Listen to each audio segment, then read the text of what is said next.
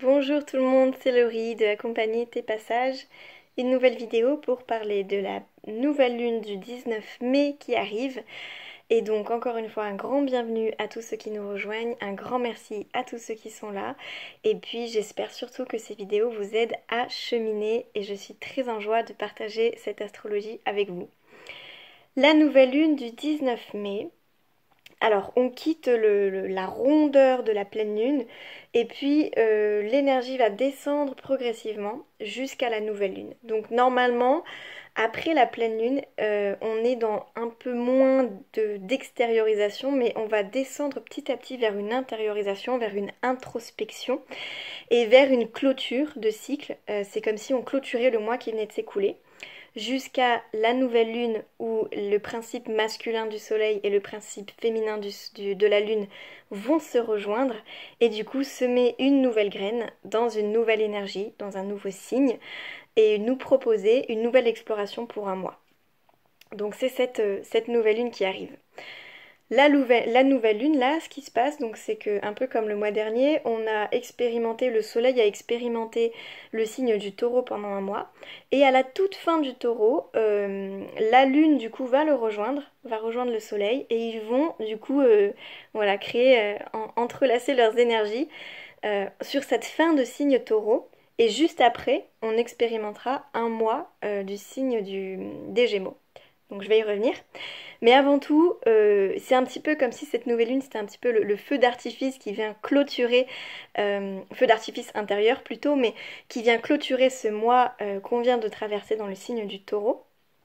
Et donc le soleil et la lune viennent rejoindre leurs énergies en nous apportant cette conscience de la nécessité, enfin la nécessité je sais pas, mais en tout cas ce qui va nous faire du bien et ce qui nous porte, ce qui nous donne du plaisir d'être en vie sur Terre. Euh, L'idée c'est qu'on vient sur Terre pour une bonne raison, parce qu'on a décidé d'être ici, donc autant en profiter. Le taureau nous dit un petit peu ça. Il nous dit, si je suis sur Terre, ben, je veux en profiter. Donc tout ce qui va me faire plaisir, je vais avoir envie de le vivre. Tout ce qui va éveiller mes sens, parce que j'ai un corps humain et donc j'ai envie de m'en servir. Donc c'est intéressant de voir qu'on est en pleine période du printemps, il y a plein de fleurs, il y a plein d'oiseaux. Voilà, donc l'odorat, la vue, peut-être aussi le soleil qui vient réchauffer notre peau. Enfin voilà, du coup on est aussi beaucoup relié au sens avec ce cycle-là.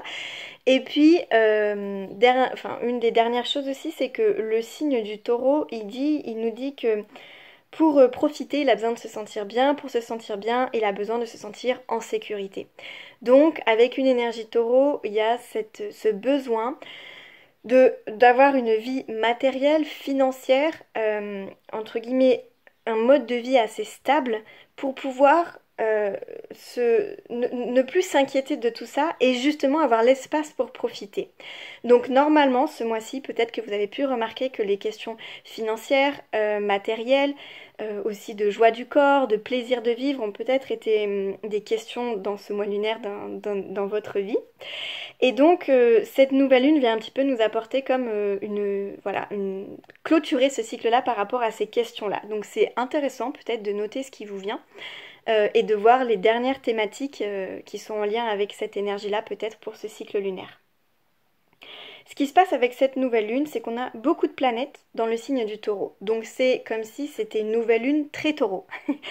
Et notamment, je vais aborder aujourd'hui une des planètes qui arrive en taureau, puisque on a des planètes personnelles qui sont Mercure, Vénus, Mars, voilà, qui viennent nous parler de nous en tant qu'êtres individuels.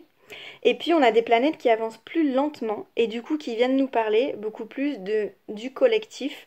Ou bien, c'est le cas de Jupiter, comme si c'était aussi une toile de fond. Une ambiance dans laquelle on va baigner et qui va finalement nous imprégner. Jupiter, il arrive dans le signe du taureau. Et lui, son but finalement, c'est de nous aider à nous expanser. Il nous propose des pistes pour développer nos potentiels, pour continuer à évoluer, à avancer dans notre vie. Et en fait, il était depuis fin 2022 dans le signe du Bélier. Et en fait, lui, il nous disait un petit peu, depuis fin 2022 jusqu'à maintenant, bon bah si tu veux, voilà, continuer à avancer, évoluer, voilà, traverser la vie, je te propose de t'affirmer, de prendre ta place. Ouais, finalement d'avoir le courage d'être toi-même et d'accomplir des choses par toi-même. C'était vraiment la thématique de cette fin 2022 jusqu'au mois de mai là. Et puis, du mois de mai 2023 là pour une année jusqu'en mai 2024, Jupiter nous dit, eh ben maintenant pour avancer, pour évoluer, pour développer tes pleins potentiels, je te propose justement de cultiver cette stabilité dans ta vie, de cultiver cette sécurité. Qu'est-ce qui t'apporte de la sécurité, de la stabilité et qui va faire finalement que tu vas pouvoir continuer à te déployer. Donc on change un petit peu d'ambiance. Alors après, comme ça dure une année, c'est comme si les projecteurs n'étaient pas tous mis là-dessus.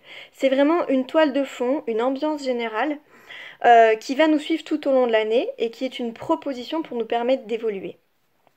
Donc voilà, donc cultiver cette stabilité, cette sécurité et aussi plus de pacifisme. Là où le bélier, lui, il a besoin de foncer, d'y aller sans avoir peur et de braver tous les obstacles, le taureau, lui, il nous dit, ok, tranquille, on va faire les choses un peu différemment, on va essayer que ce soit plus doux et que ça ira moins vite, c'est sûr, mais on va essayer d'aller moins vite mais plus loin. C'est un petit peu ça l'idée.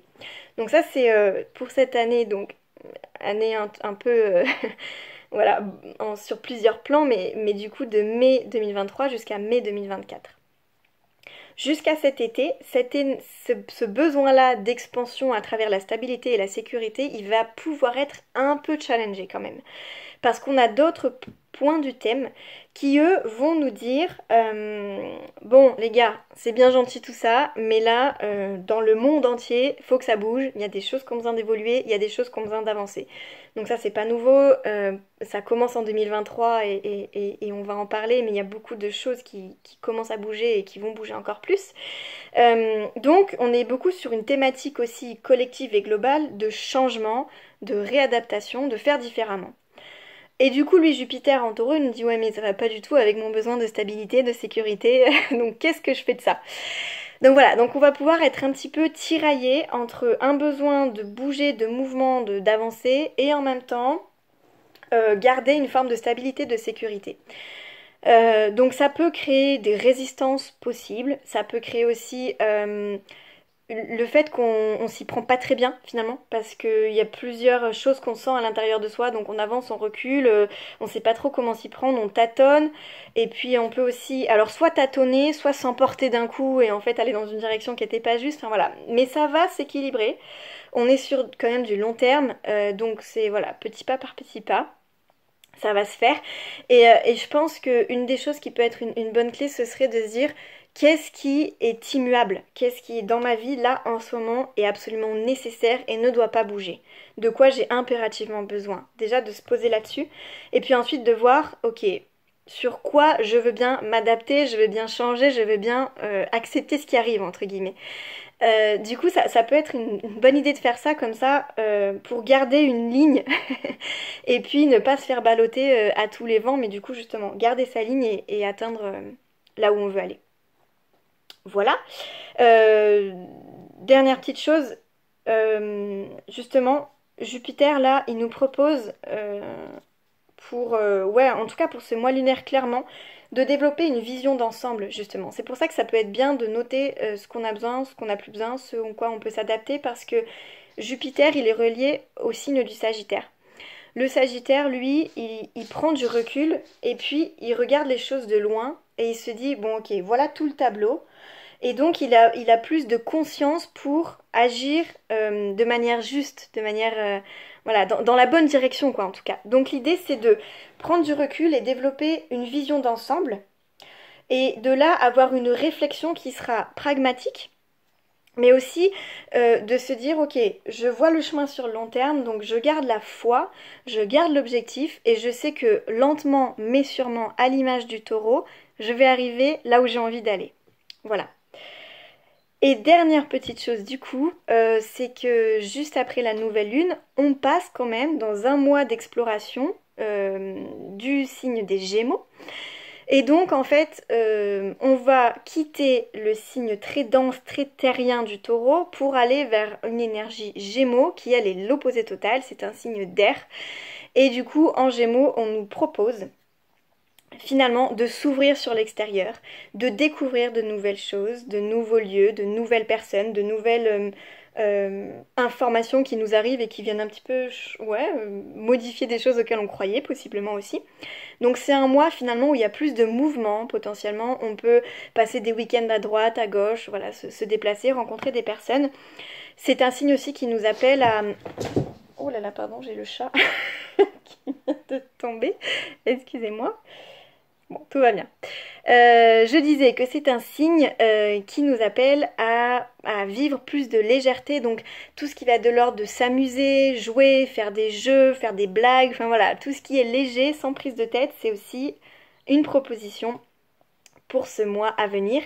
Et ça peut être aussi un mois où on va pouvoir avoir beaucoup d'informations. Donc voilà, donc il peut y avoir aussi une espèce de surcharge mentale avec ce mois, mais on en parlera un petit peu plus pour la pleine lune. En tout cas, on se désenglue de la terre, on part un peu dans l'air et voilà, et on bouge, on met du mouvement et on profite voilà, de rencontrer les gens qu'on aime ou de nouvelles personnes. Voilà, ça fait déjà un petit peu long, je vais faire un tout petit récap sur ce qui me paraît le plus important. Nouvelle lune, un temps d'intériorité, d'introspection, où de nouvelles graines sont prêtes à germer.